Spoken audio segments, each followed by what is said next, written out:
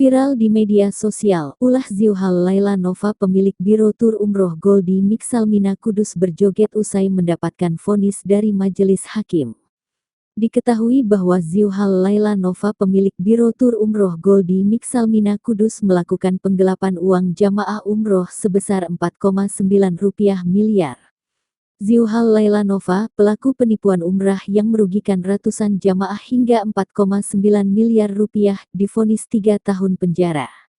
Setelah terbukti bersalah, ekspresi yang ditunjukkan Laila justru mengejutkan. Saat menerobos kerumunan korbannya, dia berlari kecil seraya berjoget sambil mengacungkan dua jempolnya meski tangan diborgol. Meskipun sebelumnya dituntut 3 tahun 9 bulan, hukuman akhirnya lebih ringan dari tuntutan jaksa. Keputusan tersebut tercatat dalam aplikasi Sistem Informasi Penelusuran Perkara SIPP Pengadilan Negeri Kudus.